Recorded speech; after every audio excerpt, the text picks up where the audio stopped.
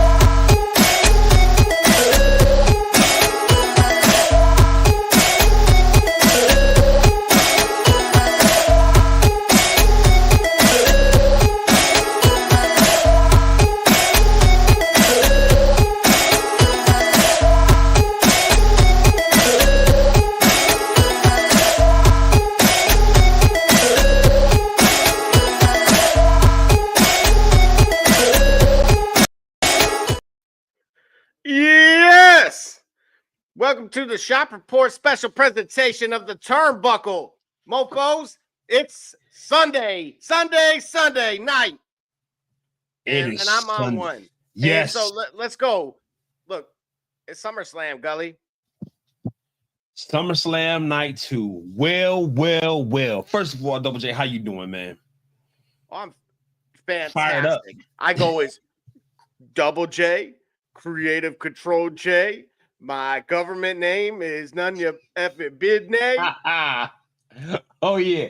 All right. Clearly that's a nod to, first of all, our your rhyming skills leave something to be desired, but I appreciate the effort. But that's a nod to our host for the Shop Report. That's a nod to our host, Barbershop. Nod to our host, Barbershop, with the rhyming skills. But the actual but this titles and all, that's a nod to Unreal. All right. Welcome, ladies and gentlemen, live from the TikTok space here. We're gonna talk about it's no holds barred, right? They had the theme of the night was no disqualifications, anything goes. And so, well, as we'll say, in paying homage to our own program of After Dark, we'll take a little bit of that and sprinkle that into tonight and give everybody our thoughts on what's happening, and please reciprocate what's out there as well from where you guys are sitting on what you guys just saw. Again, we're on, I believe, TikTok. Yeah, we're live on TikTok. We're live on Facebook and YouTube and wherever else. And we might be on Black Planet. I don't know. Oh boy. We might be there. For all the right reasons. Yeah. It's always all the right reasons, right? Think fire hose. No. But listen, man, let's get right to it. I want to start here. Actually, today, we're gonna talk about what we just seen, right? What we last left off. How we ended night 2 and how we ended night 1. Okay. Where would you like to begin? Night 1 or night 2? Let's talk about what we just saw. F it. The man who should not be named. Our very old Voldemort returned. Yeah. Did you see that coming? I knew something. I had Final Boss written on my bingo card. Sure. Has did everyone, right? Has did everyone. So I'll talk about why we saw what we saw, and my reason for why we saw it, why it played out the way it did. But first of all, let's take it at what it is. What do you think of Brock returning? Brock's return. Well, I think first of all, I'm thrilled. You are. Yeah, I'm glad we have now closed that door into the speculation world of, okay, we now know where everything sets that's outside of the veil. Gotcha. Behind the curtain. Gotcha.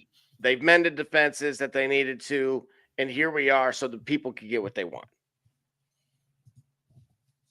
Okay. Something that's interesting to me about this too is John pointed out in the Unreal program that this is his career would be like looking at a 500-page book. Mm-hmm. And in reference to Triple H, he said, this is simply one page. How bad can you mess it up? Yeah. So I ask you, Gully, now that we know this is what lies, this is what's up next for him in this final chapter. Is this what you would have seen coming or preferred to see? Is this how do you like this multiverse, if you will, with John Cena in this final run? I like this. I'm surprised that as it turns out right now, it doesn't look like the title is going to be on the line, which is the only thing that surprises me, right? As evidenced by the result of SummerSlam. Yeah, spoiler alert. Way to go. All right, well, we'll get there. Sorry. I mean, I talk about it for a living. I'm not Michael Cole or Joe Tessitore, who, sidebar, let me commend and continue to commend the idea that Joe Tessitore being a part of WWE programming adds a further level of realism that I appreciate because I know him so much from boxing.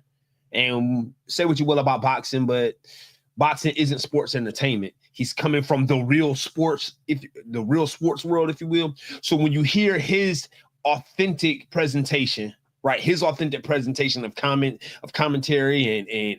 and color commentary or what have you, it adds a level of realism that I think is just to me, I think it's very satisfying for maintaining the suspension of disbelief that we have in pro wrestling. So now, I love hearing him all over WWE programming. I do. And I think he's gotten comfortable. Now he's gotten familiar. He knows the gears and the controls. And so he's going to continue to add that level of realism that I keep saying to the program. And I love it. And I love it here. I love hearing him add that dynamic to what we see in sports entertainment.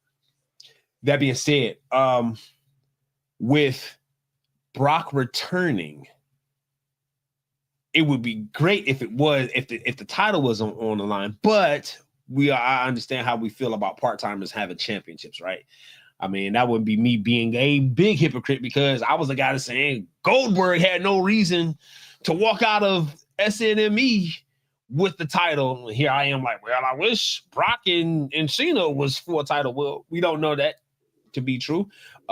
We've seen one night title changes. Remember, once upon a time, Kane was the WWF or WWE champion for a day, all the way back in 1998 or 1999. So who knows what tomorrow brings, right?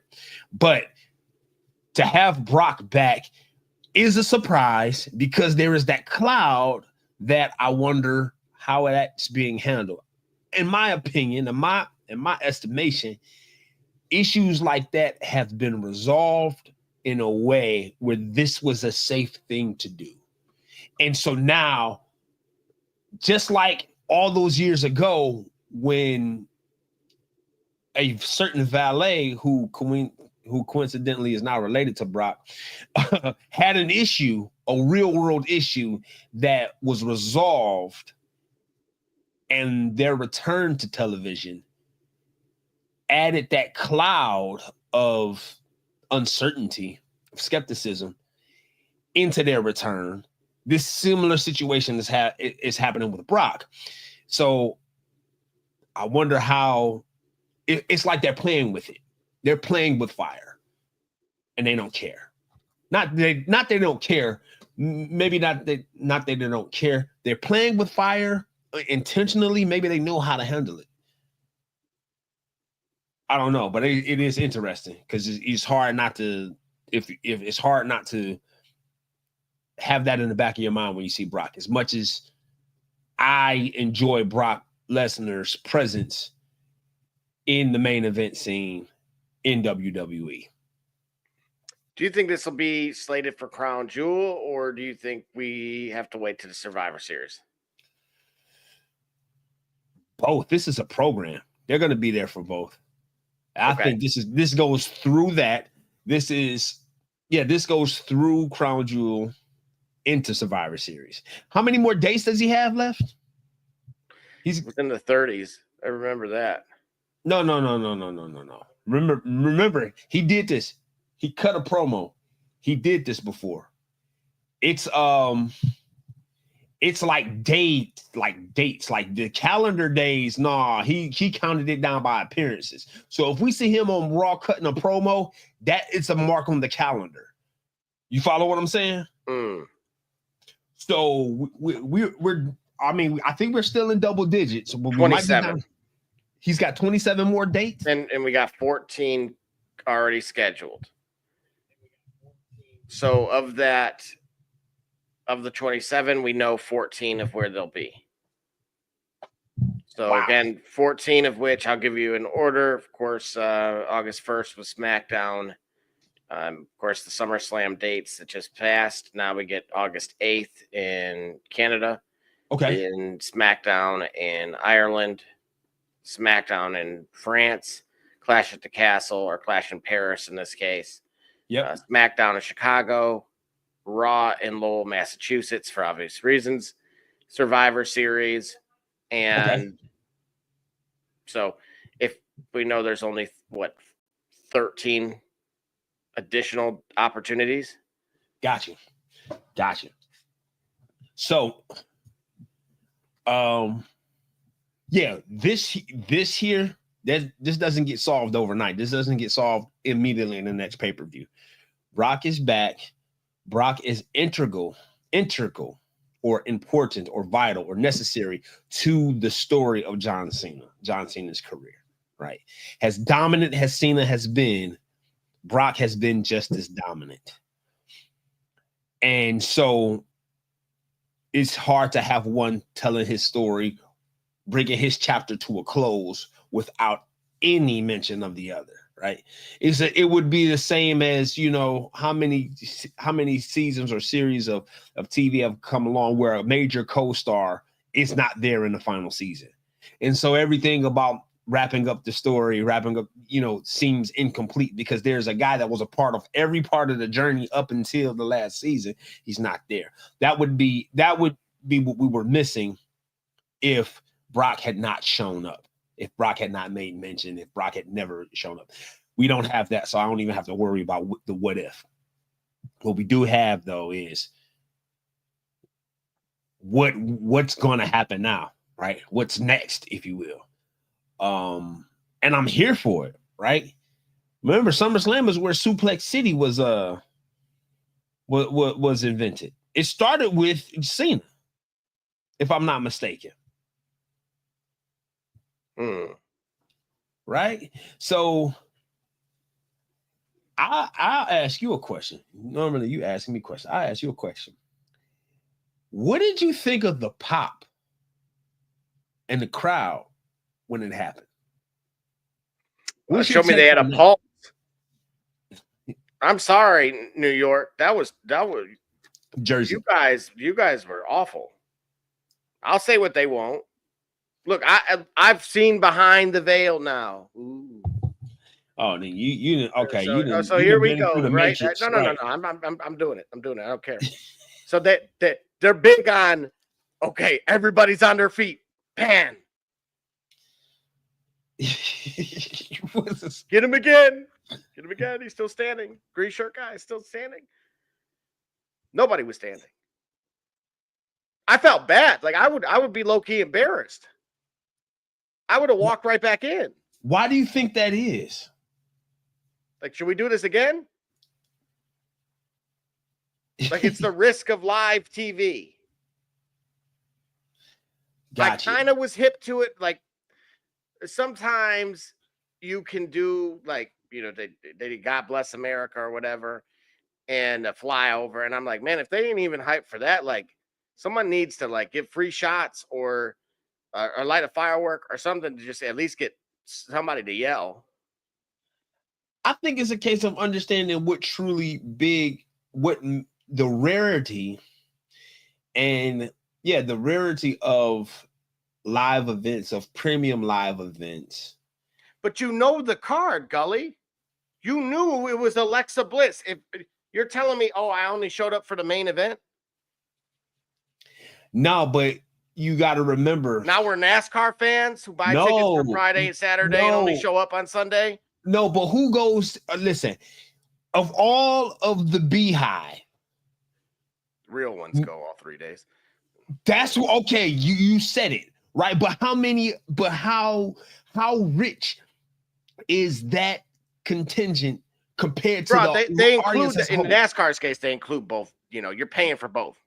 This is what I'm saying, right? So it's I'm like saying you in the same hey, city. Stick around, fans. 3:00 is the women's game. Right. So you're in the same city, back-to-back nights. Oh, we got some comments coming in here. My theories: it was still daylight. SummerSlam typically starts in the evening. Just feel like the crowd gets more hype in the evening. Fair, yeah. Freaks come out at night. Yes, I was about to do it. All right. Coming to a real near you. For sure, right. So yeah, but I understand this is where the idea they had Russell. They had their quarterback. They had Russell Danger Wilson with his own custom belt. He got booed. They had Nick Hogan without a side piece in the assets this time. Did he get booed? He got booed. So the boo birds were out. Yeah, but remember that's our thing, though. That's our thing in Rodney Dangerfield. Right. But that's our thing in the 21st century. The 21st century is it's fun to rag. It's fun to be anti, right? Remember, they call him Perk Angle, and that's a term of endearment. He hates it, but he gets it. But so we're in the level of heels now. We're in heel land. No, it's always been fun to throw shots and throwing shots to when the collective can laugh and trash you, then that's gonna be more fun than the collective say, "Oh man, this is a vital part of my childhood. Yeah, let's cheer." Nah, bro, they was gonna throw shots at Russell Wilson, who he wasn't. He's a better quarterback than they've had since Eli Manning. Tyrese Halliburton was there. He got booed. Of course he did. You see what I'm saying? Although he ate it up. He handled it like a heel. Right. Now, he got booed because the Pacers beat the Knicks to go to the NBA Finals. Certainly. So he was the one. I guess. Well, Nick Hogan. But what did Nick Hogan do? We can get into that. We'll just say there were some donations of some televisions for some folks in Florida. All right, we'll leave it there. Yeah. But the point is, the research. That's not for me to decide. Right. What he did well from what I saw. He's doing all right. Right. So I'm saying, like, the crowd booed, but I mean, you have a PLE. It's a one hand is great because with the 2-day event, we get everyone that you like gets a chance to shine. But I don't think all of your wrestlers aren't just on night 1 or night 2. Some of your favorites are on both nights. Are you gonna pay to go to both nights? And do you have the energy? Like, do we really underestimate the energy it takes to be a fan of a live event? Think about it, bro. I understand we ain't spring chickens. Are you really all right, so let me apologizing for them?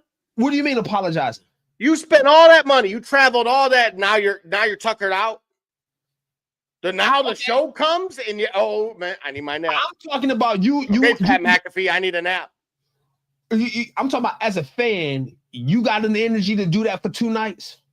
You got an energy to pay for 2 parkings. You got an energy to pay for two rounds of overpriced popcorn and dollar store hot dogs for 2 nights plus. Well, at least from what I hear, their hot dogs had buns. Bristol Motor Speedway, exactly. MLB, exactly. And then you think about it. The program is started. Listen, when I look at the airtime on Peacock, that show ran 6.5 hours. 6.5 hours. That's 12. That's half a day. That's a festival, right? Who's doing that? When you have to sit. Go ahead.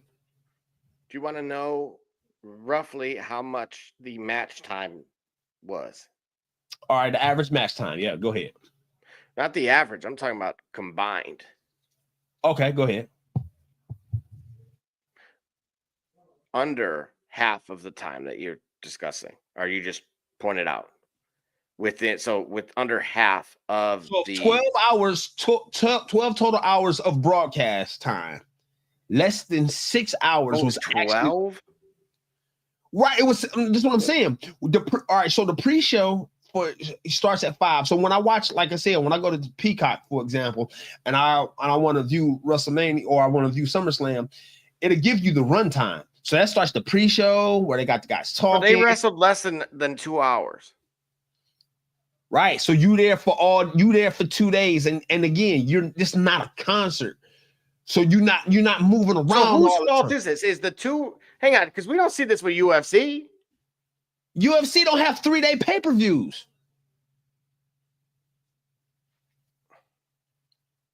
Make this make sense to me, because the fans in France didn't have this problem. For what? A 2-night pay-per-view? Yeah, the folks in Scotland, I can hear them because I can hear them from the studio. Yeah, because they're not also getting live events. How often are they in So France? now we're so spoiled. It's not spoiled. It's saturated. Okay. It's saturated. So this is what I'm saying. It's saturated, right? You're telling me Joe Tessitore, because he did a 12 o'clock college football game that I most know him for. Right. I appreciate what you suggested. Is gonna be a slouch for that main event card. I'm talking about at midnight. I'm talking about the fans, the crowd, like the energy. You see what I'm saying? Like if he as a professional can't do that, why are we giving them a pass? If anything, this is furthering the point that I've been making for a while now, that the American fan base needs to really kind of have a hard look in the mirror, because you guys sucked. Hey, check it's time to say that you guys sucked. You check your phone.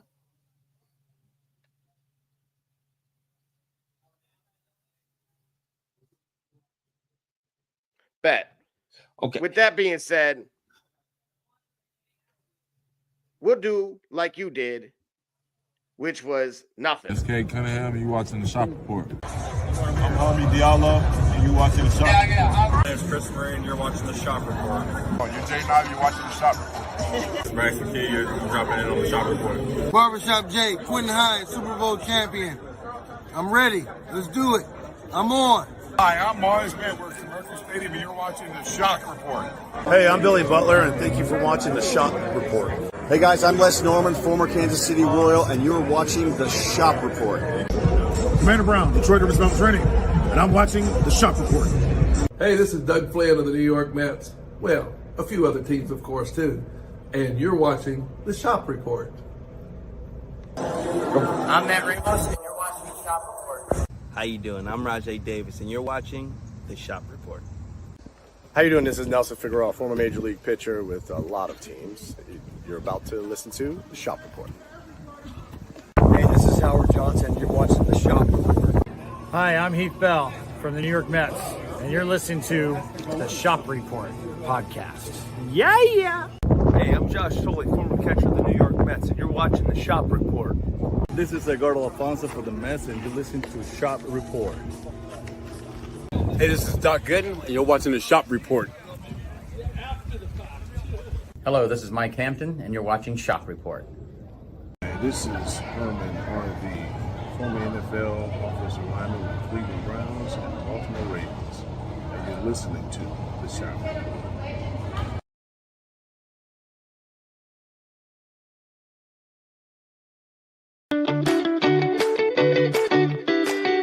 I'm Jordan Gudeman, and I'm the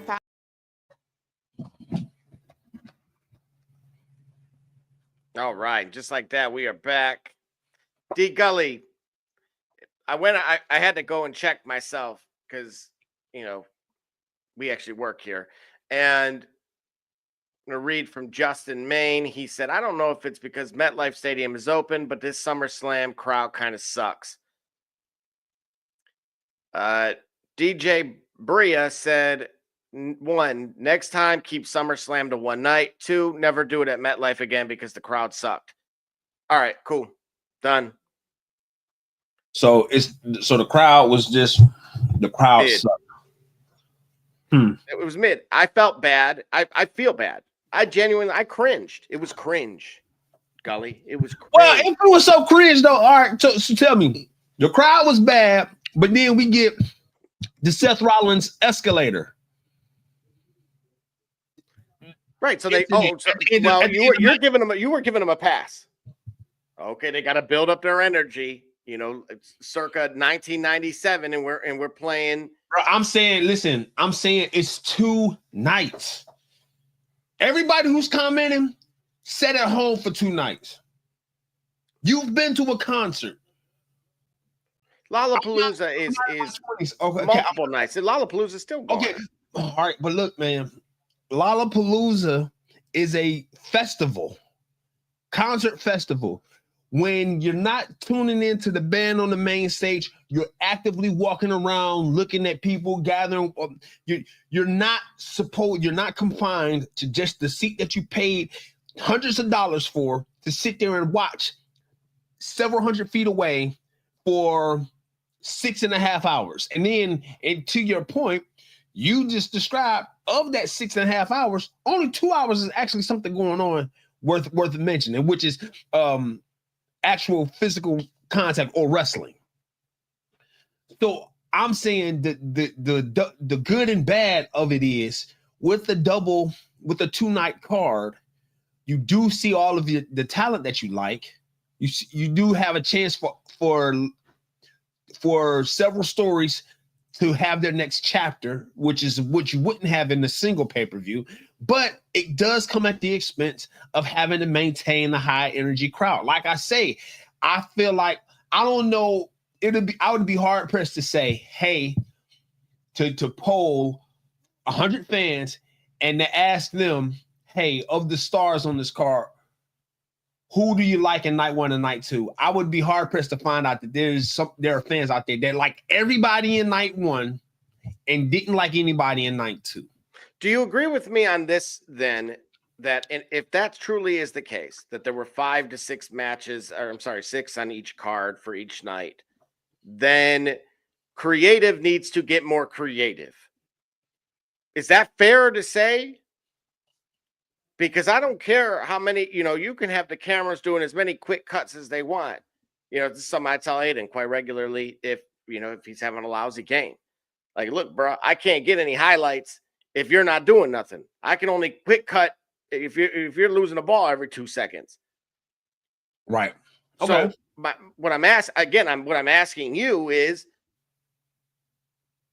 that were they so focused on these main events and what would follow the main events to save the day, almost in a manner of overlooking? It's possible. Don't look at the first 4 with our guy that we just strapped a rocket to. Don't look at that at those bootios. That's plausible. That they were so focused on building up and maintaining the building up. I'm gonna read that in a minute. Yep.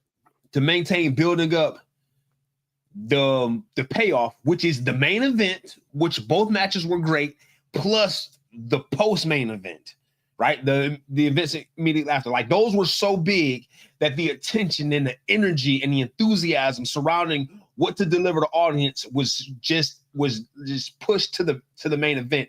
And then you had to build up to the card. Like, all right, cool, we got some exciting. You know what it sounds like to me? I'm all right. I'm cut the bullish here. It sounds like one dude sitting like this, and then another guy going like, okay, and then here's what's gonna happen. Seth Rollins is gonna go, oh my God, I love it. Like, no, you forgot about everything else. The crowd nearly needed to get resuscitated, brought back to life. The fact that you sent them out talking, you're right, you did.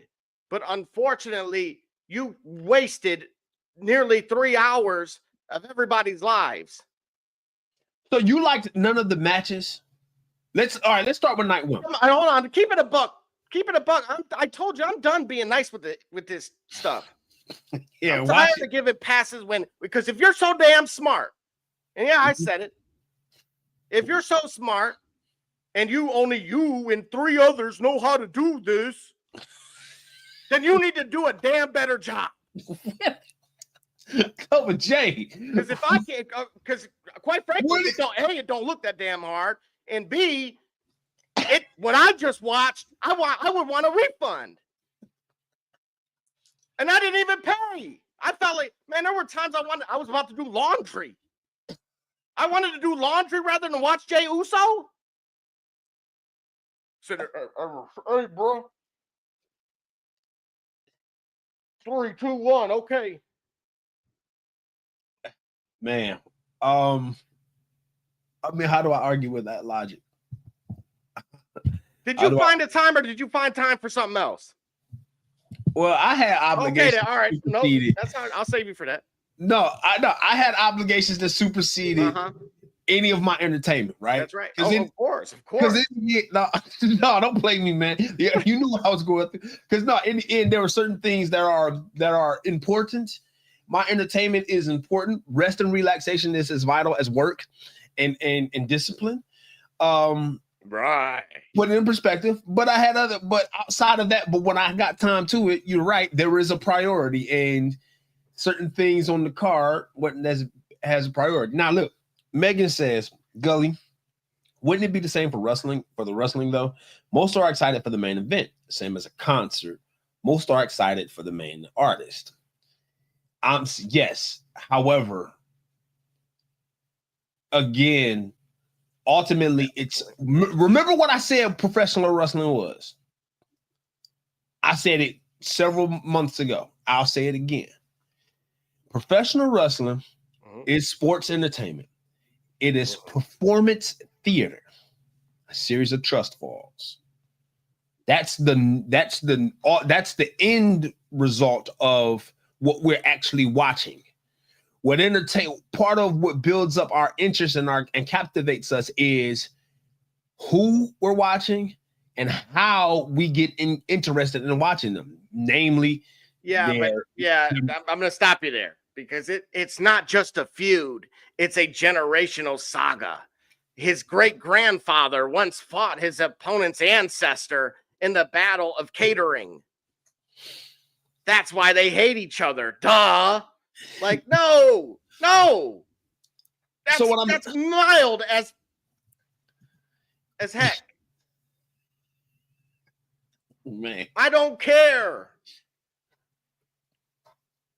So I feel like what's the name? Look, we busted down the wall already, right? We've Yeah. I feel like you got your earpiece back. I feel like what happened was you figured out how Neo was able to get into the Matrix, and you went to the warehouse door and you gave him the envelope and you delivered him your earpiece. No, I wouldn't say all that. I would just say I should have had a larger say. You should have had a larger say. I should have had a seat at the table. Listen, there's jumping out the tree, and then they're taking a rocket. That same rocket, they're taking a Jey Uso rocket. All right, bro. Okay, so maybe I'm a fanboy. All right, so I guess I'm on the side of. So you've seen it. So you tell me. You yourself had other obligations. Yeah. It was so captivating that you yourself had other things to do. I told you what those other things to do are. Sure. All right. And preparing good. Listen. Over 2 days, mind you. You know what, man? Yes, over 2 days. Hey. So killing me, Small. Look, what I'm getting back to is this. All right. If we want to be the smartest people in the room, yeah, not us, not you and I, we couldn't possibly be. We don't get it. Only like 4 or 5 people actually get it, huh? That's right. Yeah. So let's figure this out. because we had a snooze fest for 80% of this that was clearly visible. So if the profitability factor goes out the window, because they've already declared, hey, next year is 2 nights. This 2-night thing is like Smashing Pumpkins tonight. Like they got it 2x. Right, so 2 nights is going to be the big four, or the big four are going to be 2 nights. Royal Rumble. Mm-hmm. If you're building for Mania, which we know, right? That's always you got 2 more, right? Actually, wait a minute, you got 2 more than Mania. Yeah. So right, this is the first one. So you got 2 more. You got Survivor Series, Royal Rumble, Mania. So we fast forward. What are we building towards? Obviously, John's stuff is John's stuff, right? It's the last page of his book, so we can kind of just move along from that, at least from a true multiverse type of theory, right? It makes sense. The Brock part, right? That was his first. He wants to be the last. Okay, great. Gotcha. Right. Pretty cut and dry. I'm sure there's countless ways we could, add a title in there. We know he loves triple threats.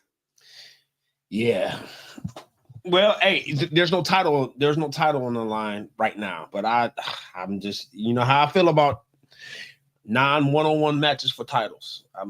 Although the curtain call that they were doing in there was, the kumbaya that they had suggests that they're done. They're not, that story's over. Yeah. Yes, it does. So if we're strapping a rocket to Jey Uso, well, help me. What's next in Cody's story? See, that's the 2 that you would most logically build around, right? Jay and Cody. Yeah. Yeah. So we'd have to see what, I don't know. We'd have to see how Raw turns out. Who's gonna interrupt Cody talking tomorrow? Right? Brock Lesnar. That's possible. But I think he's got business to handle with John Cena first, and then he'll turn his attention back to Cody, because Cody's the one. Right, Cody's the last one to get him. Got a clean win over Brock before we saw him fade away. I think before he went away. So what did you get out of these outcomes in terms of the grand scheme of things? The grand scheme of things, what we got out of these outcomes is everything that you've been taking issue with for the last 38 minutes. The fact is, where wrestling is at now, professional wrestling is, at least in the WWE universe, is the fight, the entertainment is in the crowd. Meaning, what we're watching transpire is Triple H, Paul Levesque, Hunter Hearst Helmsley, The Game, H, is taking our cameras and our smartphones, our Twitch streams, our podcast, our vodcast, and he's turning them all into cameras to present the action. Now it's fighting in the crowd. The Smart Marks had a whole trajectory totally different from what we saw. We did too. We at one point surmised that Cena was going to walk out with the WWE Undisputed title, retire the belt, to have a whole timeline to retire that entire lineage of that belt, such that the World Championship, World Heavyweight Championship is the de facto, is the new championship, and the lineage goes on from there. Okay, we're not alone in thinking that this is how it worked. We're not alone in thinking that this is the reason why Cena got that belt. He is the old guard retiring the old legacy that was complicated and convoluted between it being the WWE title, the Undisputed title, the Universal title, tying that all up, putting it in the boat and retiring it. That's what we thought. And we know that's what we thought because a lot of other people thought the same thing. This is Triple H looking at those cameras saying, you know what? Only about 5 people get it. You know what? You guys think you get it, so I'll show you something. Here's what we're going to get. Travis Scott come out at WrestleMania. That was a favor from a CEO. Knock it off. Oh, exactly. It's a favor from a CEO. So what that means is former CEO now, but right. So what that implies is he didn't want that either. Well, it just wasn't a part of the original plan. Right. And Smart Marks felt like it was. And blamed him for that. Well, and he had to say okay. Well, okay.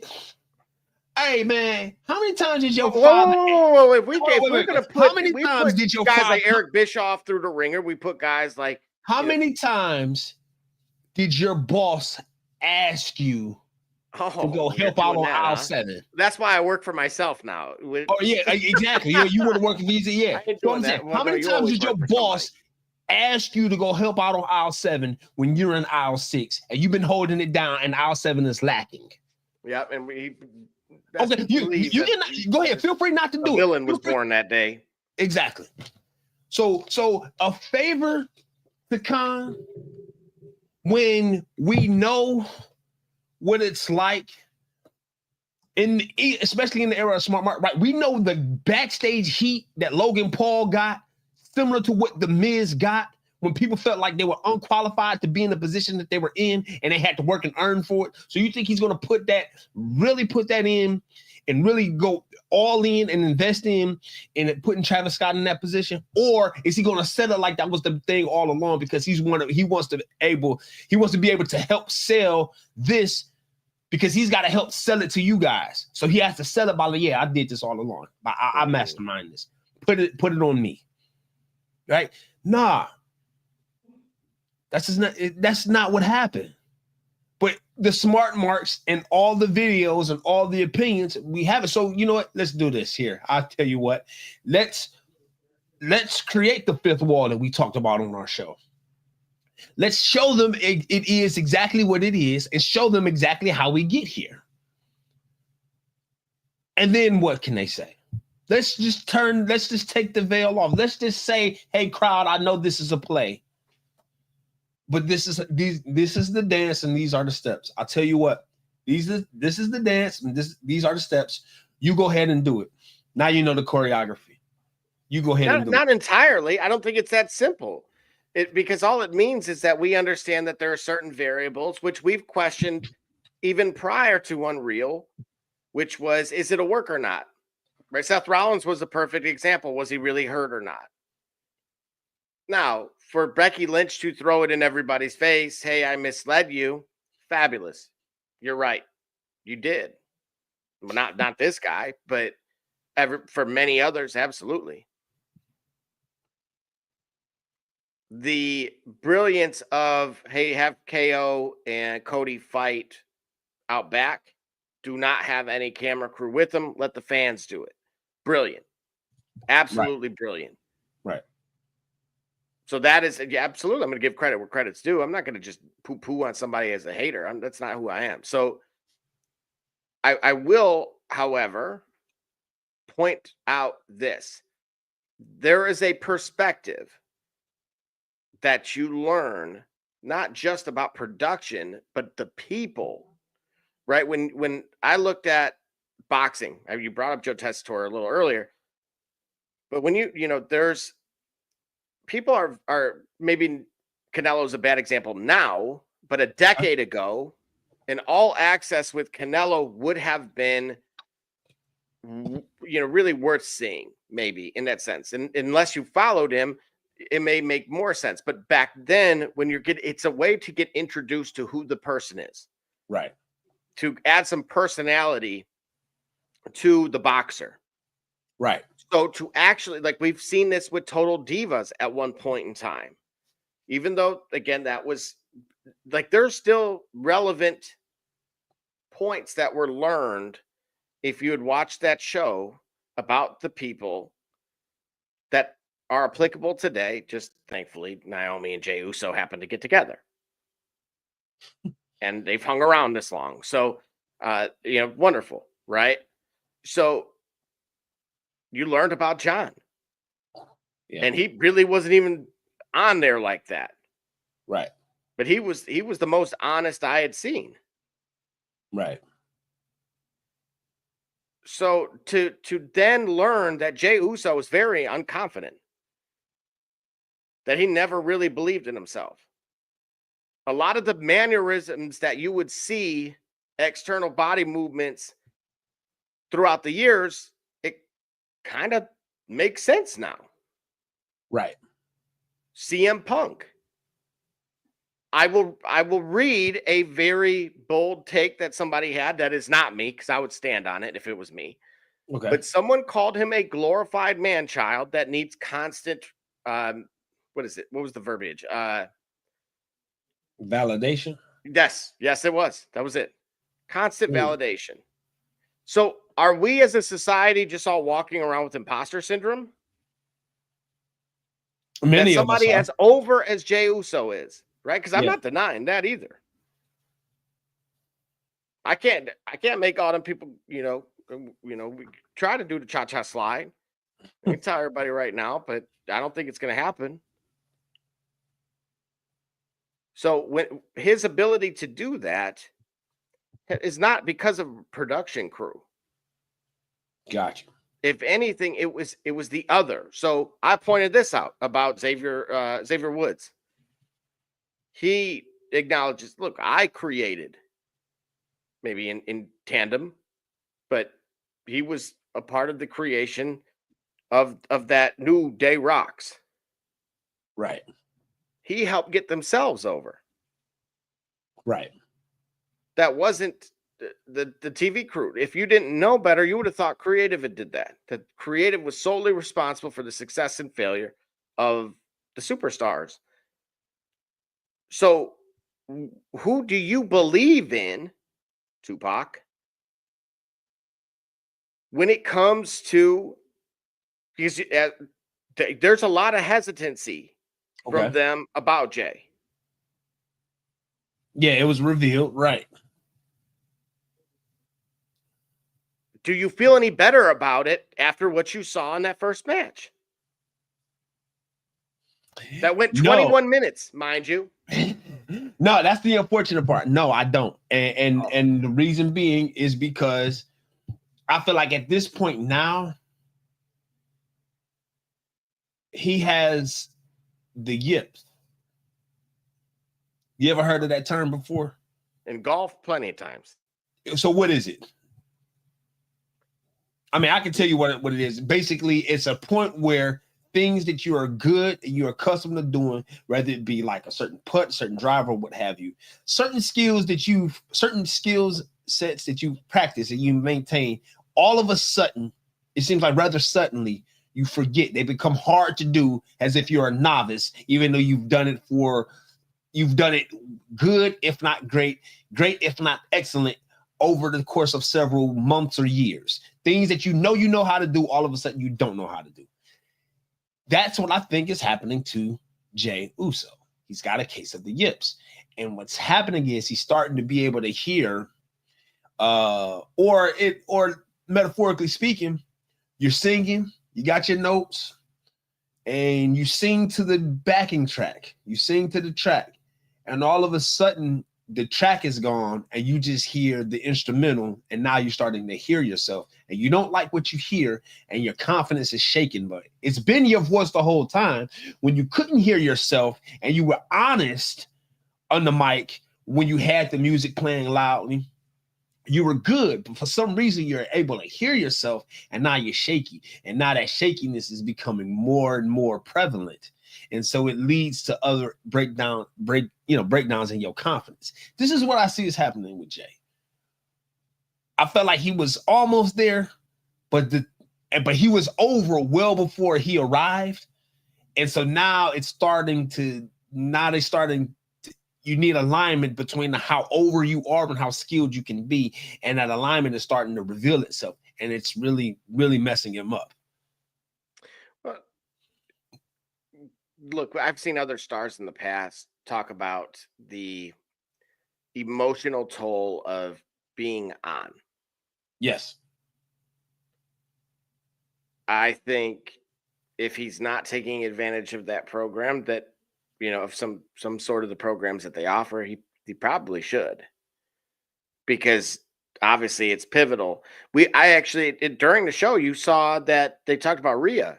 Rhea mentioned that there was one particular match that's basically what happened to her. Right. Like, she completely zoned out and didn't go into the zone, like went out of it and just forgot everything. Yeah, and that's a panic. That is a panic because wrestling is different than being on set on a camera, right? We can do this in post-production. We can figure this out. No, you can't. If you forget live, you gotta first of all hope that your dance partners know the steps, and then you gotta hope that your dance partners really give a what about you to guide you through it. Or if they don't and you got a beef with them, they're going to use that opportunity to bail on you and make you look even worse. So you mean like when Gunther was mouthing it? You talking about last night? No, I'm talking about somebody was having a little bit of a promo with him, and he was basically that's right. Bret Hart got caught doing that. Bret Hart got caught doing that. Yeah. Bret Hart got caught doing that. So now, so let me ask you this, right? Because Cardi B, of course, was a part of this. Yep. IHOP, and I'll let you think why.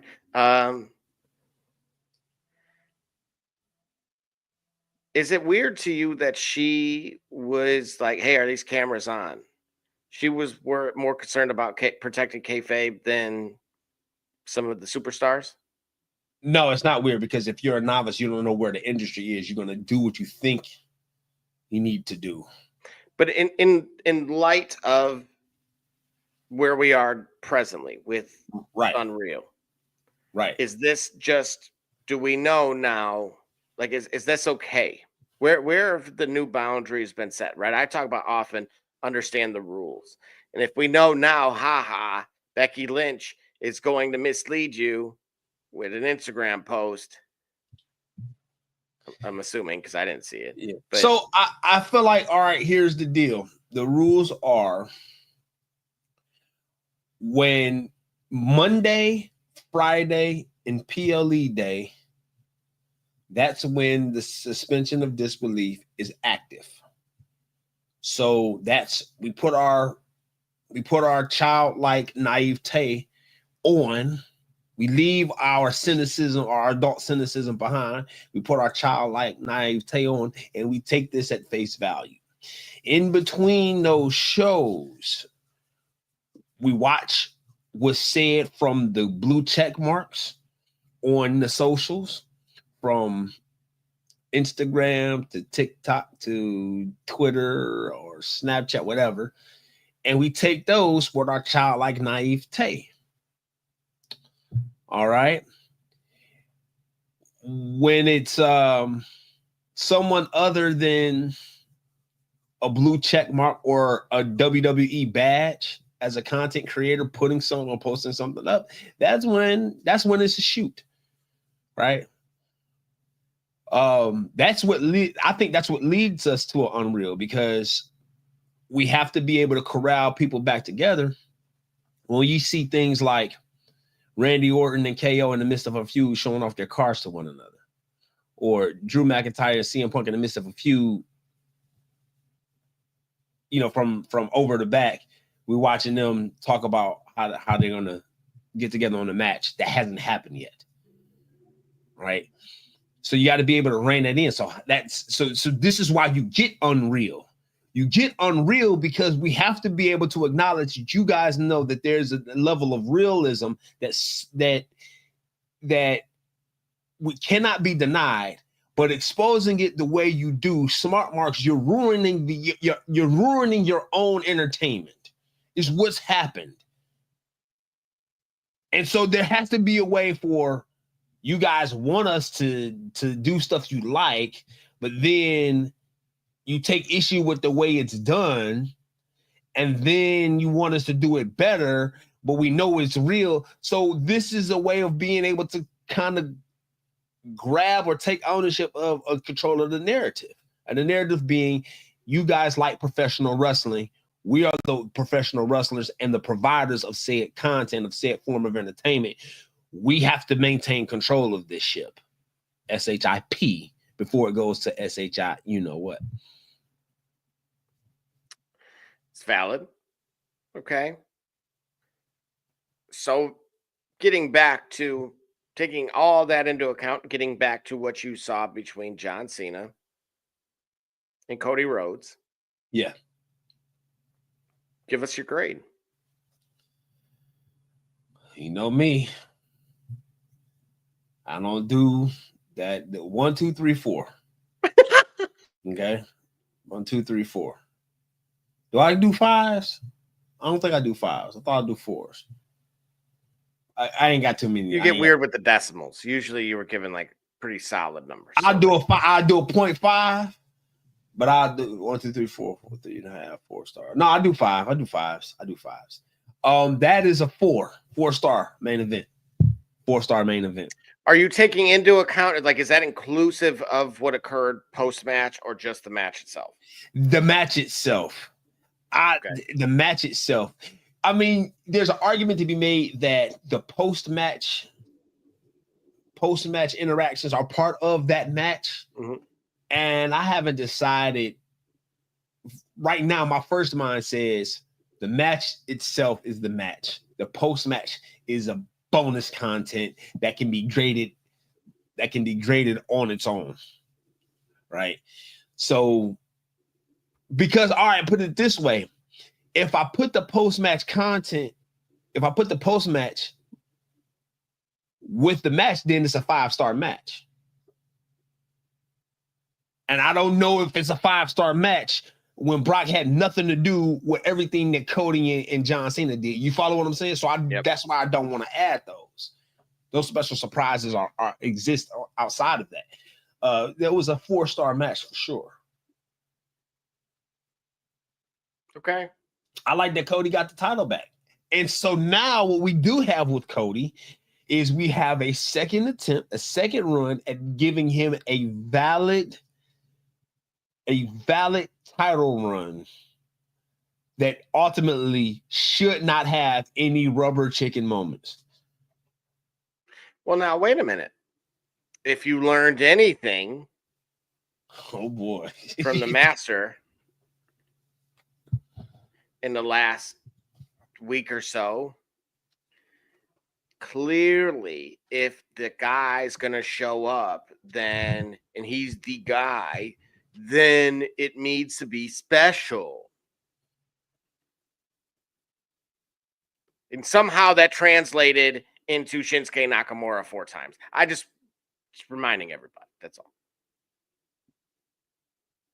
So, once again, I ask, in my best Tupac, we ain't ready to see a black champion. Because look at all those promotions. Wingstop. Mm-hmm. They couldn't possibly have Montez Ford on there.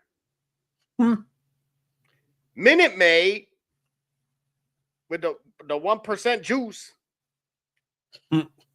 What's the rest of it? I'll let you decide. Who else did we have? Oh, IHG. Hotel, motel, holiday. Oh, wait a minute. No. Chingy. Nothing chilling at the yeah. Okay. All right. We couldn't possibly have Montez Ford with that. Regis ain't in. Oh, nah, Regis. Is he live? Is he still kicking? He got a pulse these days? No, Regis. Okay. All right. Well, hey. Well, sorry. see, I was just asking. That was all. Yeah, I'm glad you asked. I'm glad you didn't go forward with that. Okay. So we got Mark Consuelos. Yeah. Consuelos, like, remember the in the Family Guy, the cleaner? What's her name? Consuela. Okay. Yeah. No. All right. No, not okay. today. I'm just saying. Right. Hey, what did we get tonight? We got not Sami Zayn. We got AJ Styles hopping out of Lowrider.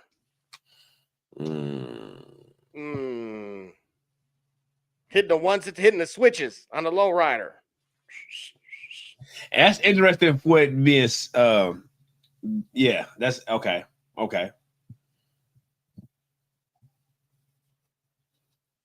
We ain't ready. Is it we aren't ready, or do we need to start asking, is creative not ready? Or is it probably creative not ready? Who is not ready yet? Because I hate to do it. I hate to be that guy. But remember there was Summer of Kofi. And there was Summer of Lashley. Kofi. And Bobby Lashley.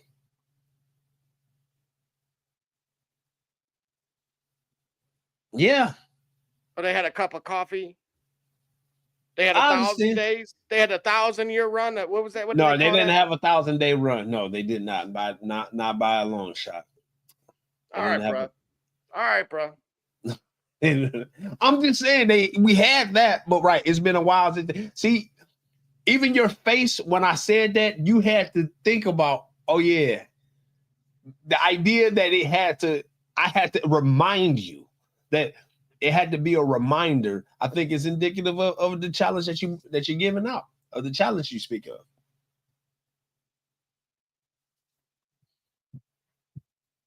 So we had about a calendar year between them both. That's true.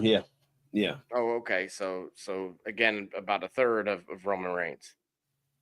About a third of Roman's reign. Right. Not even. Okay, so again, had David Arquette not willingly gave it up, he might have still had it longer than them. Wow, yeah, David Arquette. His title may have been retired because it would have taken away from everybody else. His greatness would have been unmatched. David Arquette's great. All right, so you know what? I can tell it's getting late. No, because I'm really upset. No. We had Eddie hip hopping around.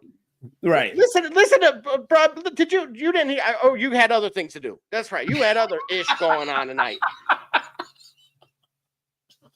I had to sit here and listen to Michael Cole tell us about the brilliance of Eddie Guerrero, which consisted of about every stereotypical thing possible of a Hispanic man. Fighting over custody, hopping out the low rider. What other? All right. And for the rest, of course, they saw the show, so they know. Shotty Low, they know.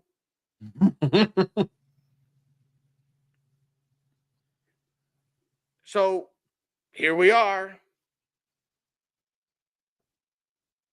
We got Cody again. Let's address what you brought up in the comment section. Right. You had an acronym.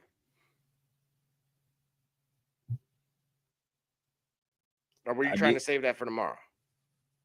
I did. Well, no, there is an acronym that exists.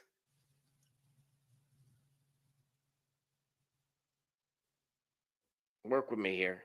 That a gentleman in the comments that you got into the comment section and brought up somebody else. Oh yeah. Okay, all right. Okay, there we go. Yeah. I got you. FBA. There you go. And no, we're not talking about JBL and right. right. Not Farouk and Bradshaw. Right. Yeah, we're gonna say that for tomorrow. All right, cool. We'll say that for tomorrow. We will tease that. We will tease that. So stay with us for tomorrow. I'm just letting you know there are certain things that have became for the cup of coffee that I spent on it. It saw how just clearly obvious that creative isn't that creative. Right. So creative isn't that creative outside of the main events. And the main events, at least for the SummerSlam. No. Look, I'll give some credit in some of these matches that from earlier, but the problem is this. For a dull crowd, look, Tiffany Stratton and Jade, right? Or Drew McIntyre. We got Jelly Roll in the ring. Yeah. Okay, so we moved on from Travis Scott to Jelly Roll. Right, celebrity appearance. That's the WrestleMania formula. That's right.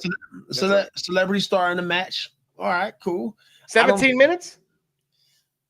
That's a long time. To roll around. That is a long time.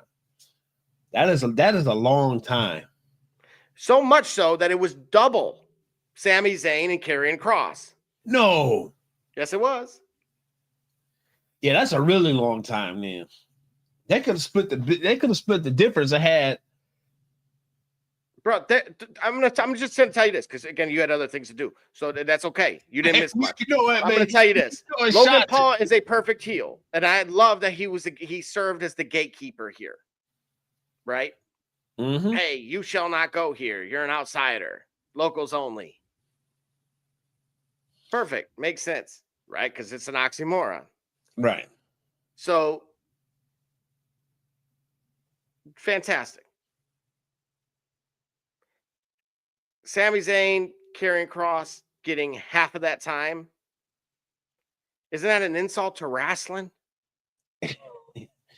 Well, yeah, I can't even, yeah. Okay, so are we getting too creative? Are we too smart? Possibly They trying were to chanting, "We want Randy." Okay, they were tired of Jelly Roll rolling around in there. Right. We want Randy. Okay, that wasn't the only time they did that. So for a dead crowd, they came alive to let them know, like, we don't like what we're seeing. Can you put an actual wrestler in there? Please, por favor. Got you. Got you. All right. So yeah, creatively leave something. When to Jey be desired. Uso was in the ring, this was also done. They said, we want Roman. Now, one is an entertainer. Yeah. But that's the fans being the fans. Like, you gotta understand, first of all, it's Jersey. So there's a connotation behind it being Jersey, right? Second of all, it's the fans. Yeah, but I'm saying that the fans being being contrarian. Don't forget about Papa John's. That's right. I had Papa John's the other day. It was really good. Don't say that out loud. Montez Ford could never.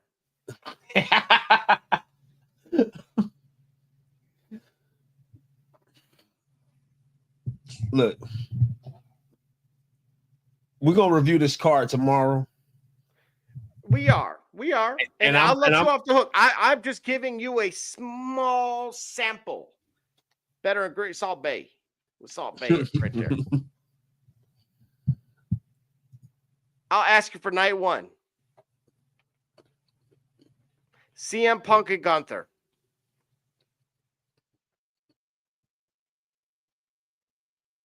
D Gully, how do you view that? That is a 4-star match. The same as the other one. Yeah, they're both 4 stars to you. There are 4. Hold on, wait a minute. Let me think. 3.5. Yeah, we finally got a title change. Quickly, Barbershop Jay, Monday could not wait. This is immediate thoughts post SummerSlam Night 2. Don't answer the ghost in the machine. He need to be on the machine. He ain't got nothing good to say whenever he come on. Answer what he say. Hey, there were a couple people crowned world champion tonight. Yeah, world champion, because you know what? Yes, there were a couple world champions. Yeah, Barbershop. Come on. I'm ready. I'm ready. I'm on. Let's do this. All right, so you tell me. Same? 3. Nothing. 4.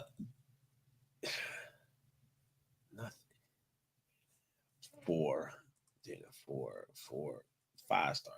It's the highest. 4. 3.5. Yeah, 3.5. 3.5 for Gunther and.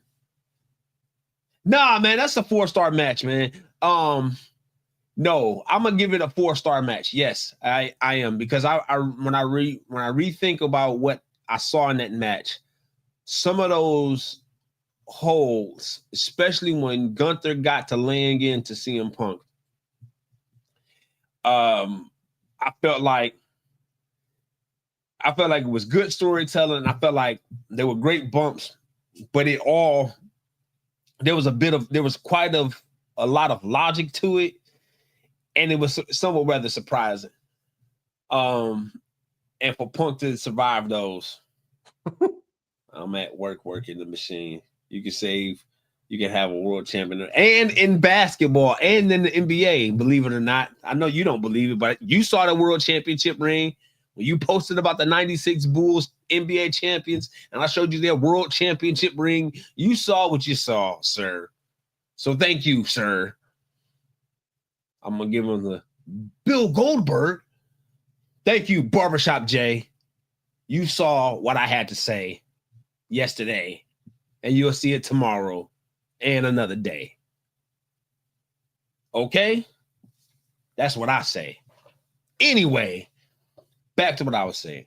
That match was a 4-star match. And now, at the risk of being a hypocrite, do I include the post-match? That's a separate match. So, Seth Rollins versus CM Punk, Money in the Bank cash in. That is a 4-star match. How can that be? Listen, look. In the same way, you can have a highly rated sedan, a 4-star rated sedan, and a 4-star rated coupe, and a 4-star rated pickup truck. They are different vehicles for different dynamics. They all can be 4 stars because in their own dynamic, they hit all of the bells and whistles in the way that a vehicle of its class should. As a SummerSlam moment, that was probably 5-star, because tell me this, before yesterday, who saw that coming? I know there are those out there that do. I know there are plenty out there that claim that they do. I know there are a lot of them that had no clue. The inevitable would have been Seth Rollins heals himself up, resumes his feud with CM Punk, carries it into Royal Rumble, WrestleMania moment. Yesterday, Seth Rollins cashing in, showing he hasn't been injured all along, is the moment that I did not expect, I did not anticipate. And it was a pleasant surprise. At the same time, though I wanted CM Punk to actually get gold again, which he did, at the same time, Seth Rollins positions himself as a heel in perfect fashion, if you will. And he reveals to us that the whole injury was a work. And as authentic a work and as real a work as there ever been, because that his injury stopped or interrupted a match. So that's another nod to Triple H's long form storytelling, which is why I love this stuff.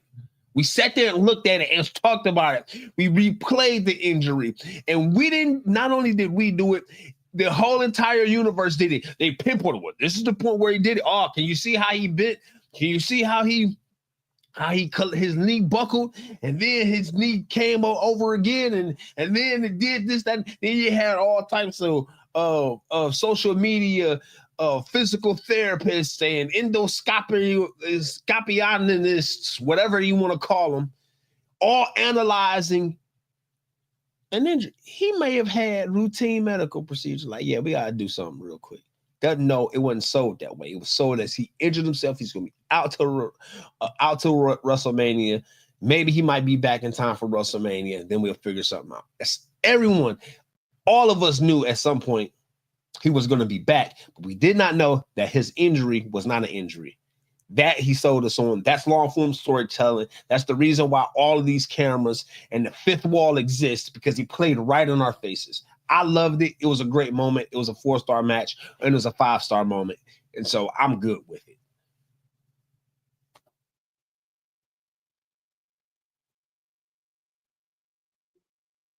I know it's draining.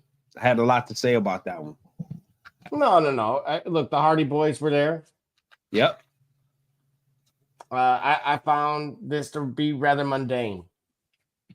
You found what? The match? No, not the match in particular.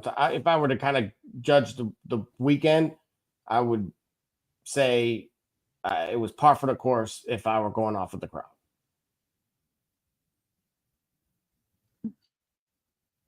That apparently we're here for the main events only now.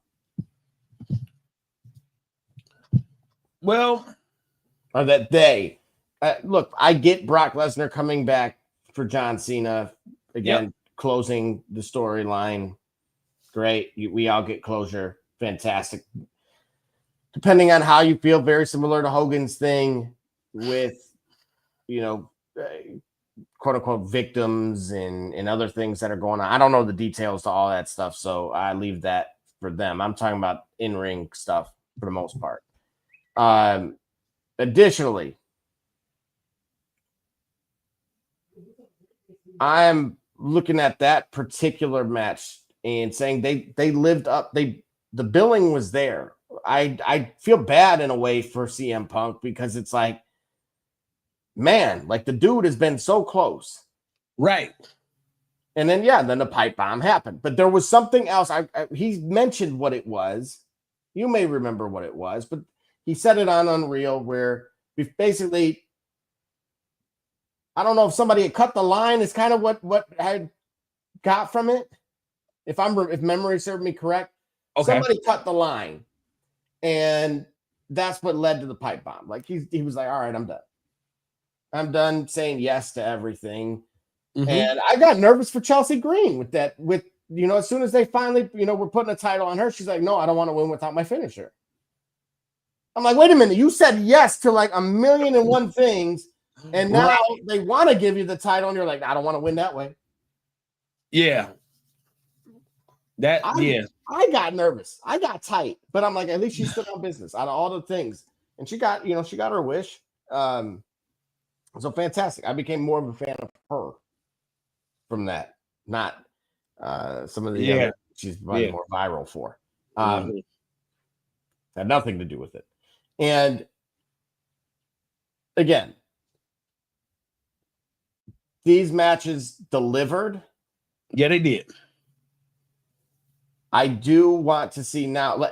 Okay, wait a minute. Hang on a second. You know who is not getting enough praise in all of this? Is my guy that I've been saying is the modern Taker.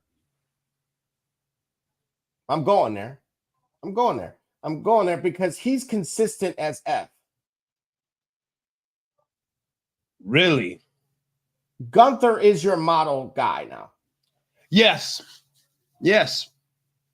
He might not be as dynamic as AJ. Right. But if you put him in there, he will make sure that if the other person, he'll Bret Hart it for him. Right. Right. You're absolutely right.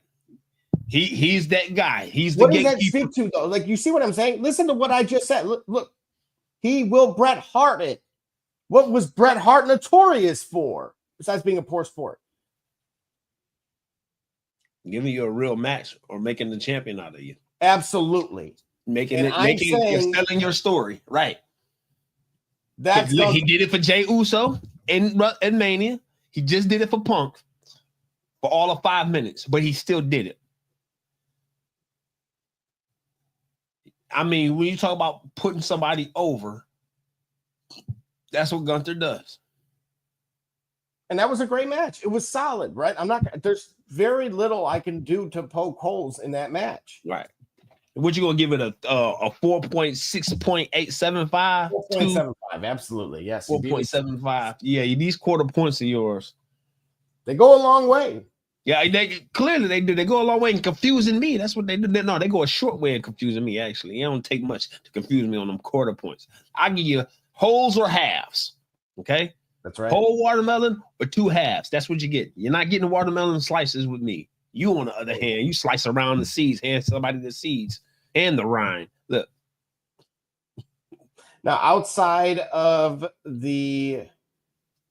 was there any other matches that you wanted to get to tonight before we transition to, either some combination of LFG or Unreal? Nah, we're going to give a whole recap tomorrow. Cool. Let you guys digest that. Yeah. So quickly, let's go ahead, go through that, and then let's get home. Yep, absolutely. So just in short, your overall take, now that, you have mentioned, we brought in some tie-ins to the matches in particular, but what does Unreal mean to you? What does it suggest on how these guys want to utilize it moving forward? Is this something that you see is here to stay? Well, first of all, they decided at least next year they're going to be some more episodes. So perhaps they may be here to stay. What I like about it is that it just lays virtually bare what it takes to produce a show and what it takes to build up a character and what it means to build up a character in a show. So it helps me to understand why what we do when we talk about it, why it makes sense or why it don't make sense, because there's so many other things at play. It helps me to understand that it is bigger than my own perspective. It is bigger than my limited worldview. And how do they maintain that week to week to week or day to day to day? I don't know.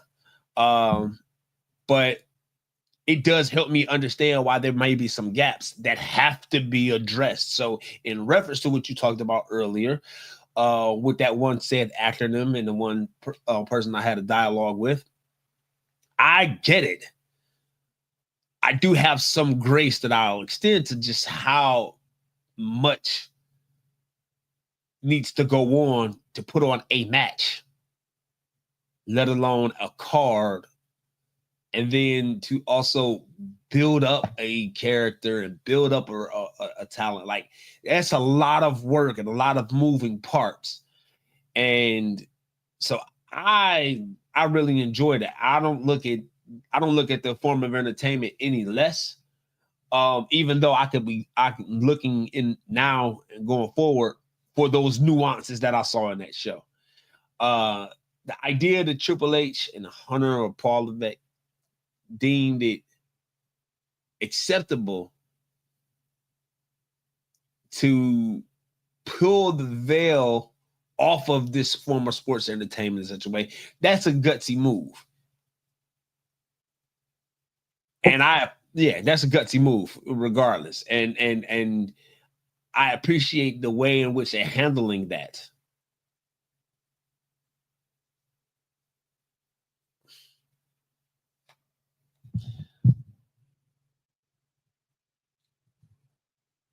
Okay, I got you.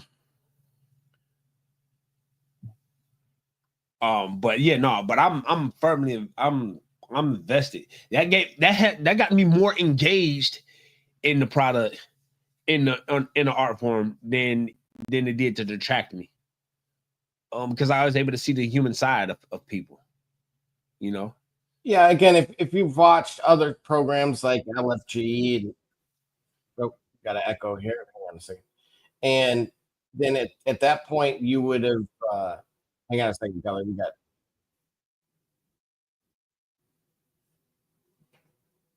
SK Cunningham, and you watching the Shop Report. I'm Harmy Diallo, and you watching the Shop Report. My name's Chris Murray, and you're watching the Shop Report. Oh, you're Jay Knight, you're watching the Shop Report. Max McKee, you're dropping in on the Shop Report. Barbershop Jay, Quentin Hines, Super Bowl champion.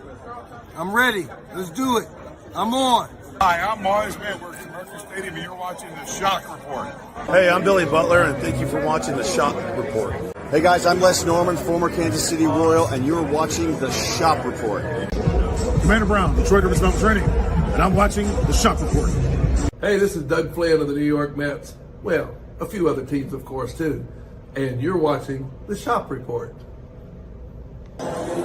I'm Matt Ramos, and you're watching the Shop Report. How you doing? I'm Rajay Davis, and you're watching the Shop Report. How you doing? This is Nelson Figueroa, former Major League pitcher with a lot of teams. You're about to listen to the Shop Report. Hey, this is Howard Johnson. You're watching the Shop Report. Hi, I'm Heath Bell from the New York Mets, and you're listening to the Shop Report podcast. Yeah!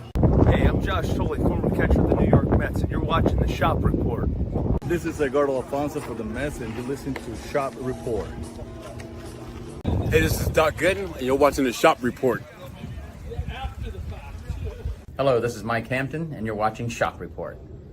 This is Kerry Cunningham, and you watching the Shop Report. Hey, C.O. Moore, tune in live to the Shop Report, man. Checking in with the Chicago Bears. You heard it here first. Hey, this is Herman Harvey, former NFL offensive lineman with the Cleveland Browns and the Baltimore Ravens. And you're listening to the Shop Report.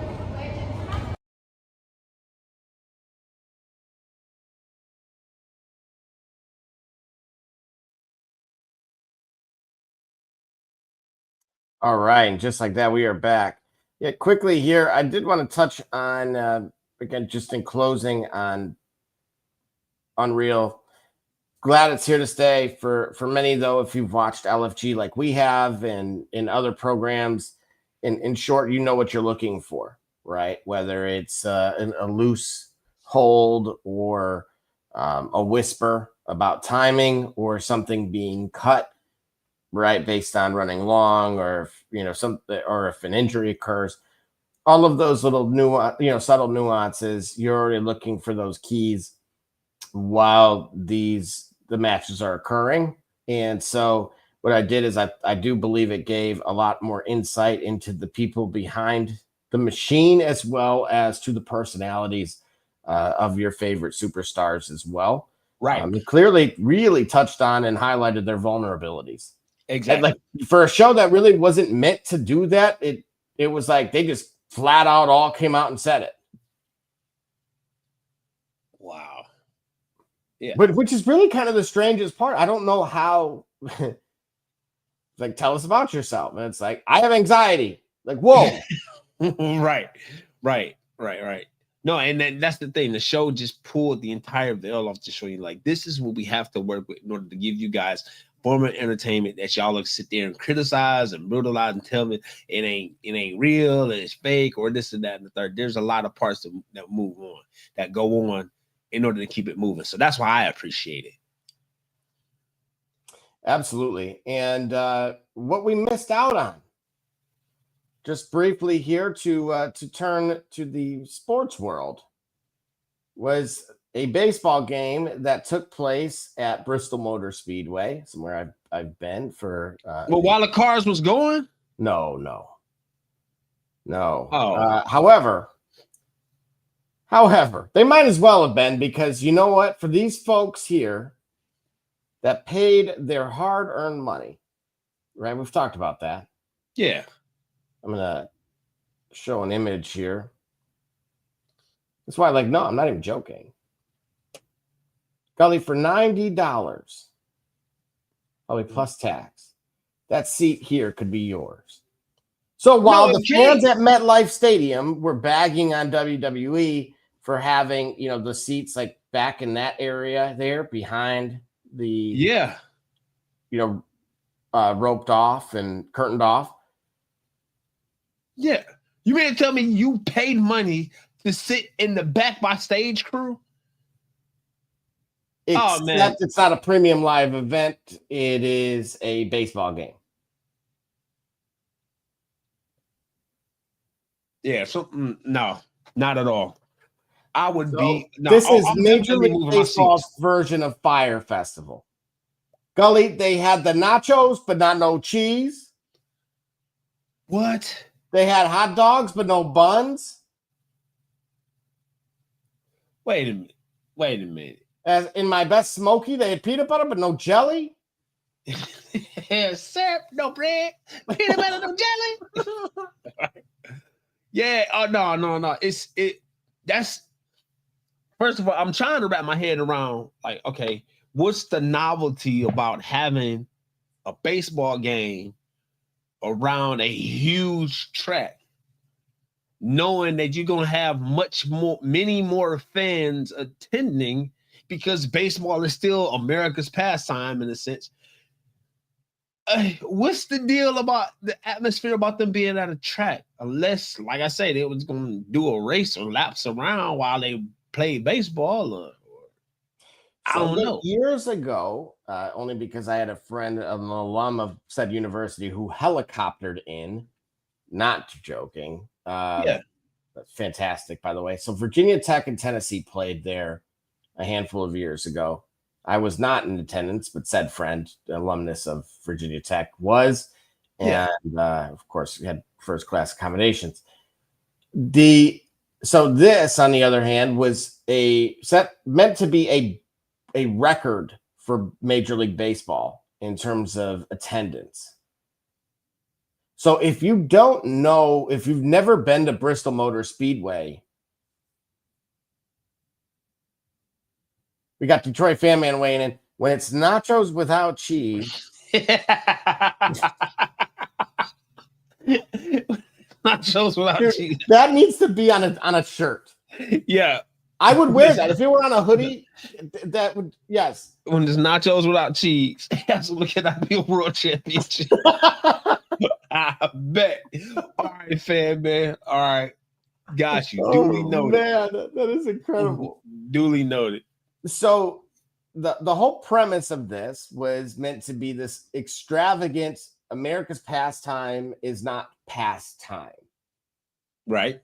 And we're going to show everybody that we can pack a venue of that magnitude, right? It is appropriately listed as the last great Coliseum. Okay.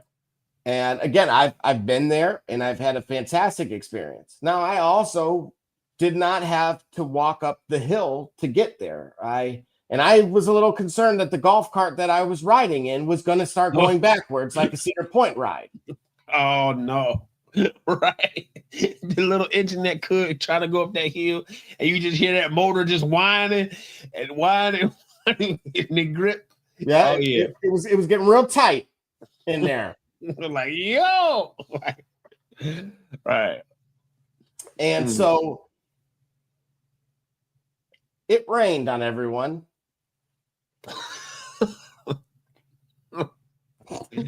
Bro, you got people looking at backstage podiums, then it rained. This couldn't have gone worse for baseball. This is worse than aluminum bat day. Yes. Aluminum bat Food day. City is appropriately one of the biggest sponsors of that venue. Food City. And they didn't have enough food. They didn't have the condiments. Or the common sense. This is on a mountain. Remember, I called it a hill. I think that's almost like an insult to it. It's in the Tennessee mountains. You have to park across the street. They shuttle you there. There's no way around it. Believe me, I tried. I'm like the last person that wants to walk.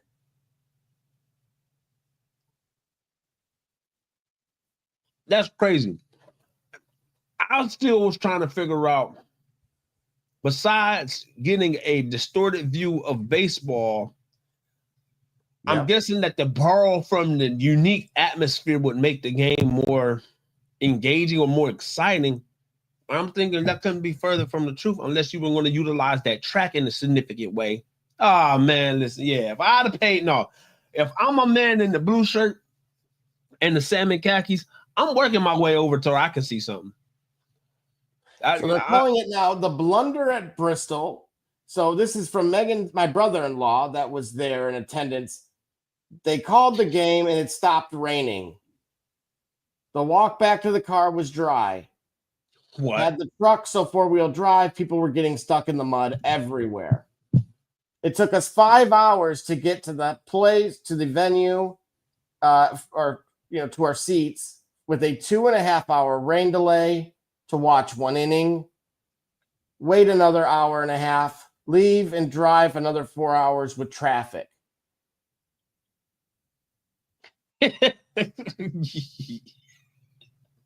Yo, never again.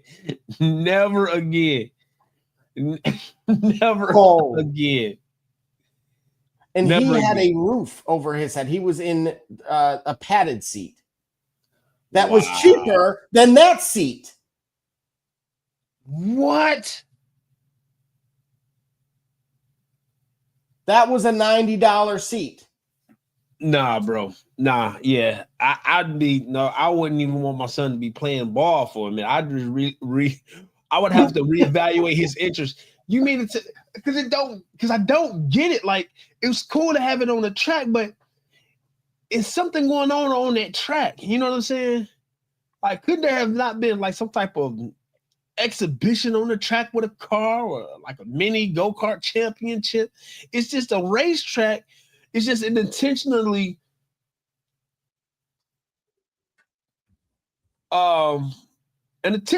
bad visual. That's terrible, bro. Oh no. Oh no. Oh no. You gotta split the pole between if it's foul or fair. You got obstructed view. Nah. Now look at the actual seats down there. Nah, wait a minute. This got to be during rain delay or post rain delay, right? Yeah, I would imagine with the tarp on there.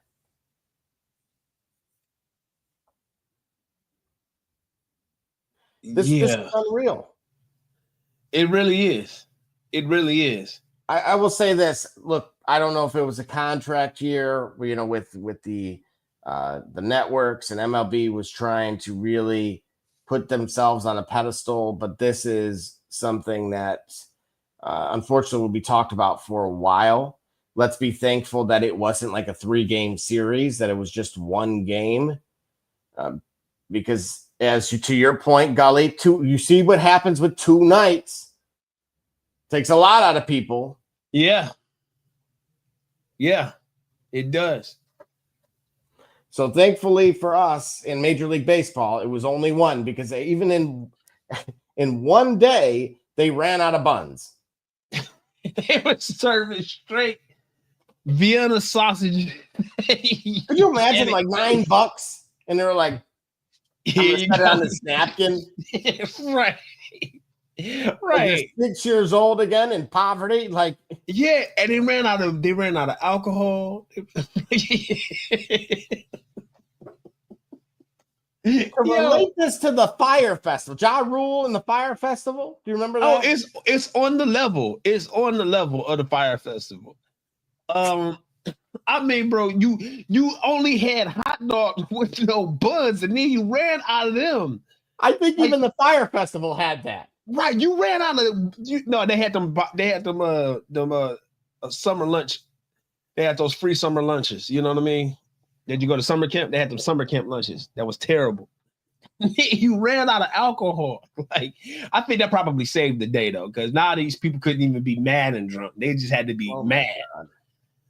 So yeah, so this is the learning experience. Don't put stadiums in atmospheres such as that without having benefit of using that track at all. Like, something had to be something a pre. Yeah, bro. And look, they didn't even have processed cheese sauce. Them chips look dry. Them chips look drier than Arizona asphalt. Oh.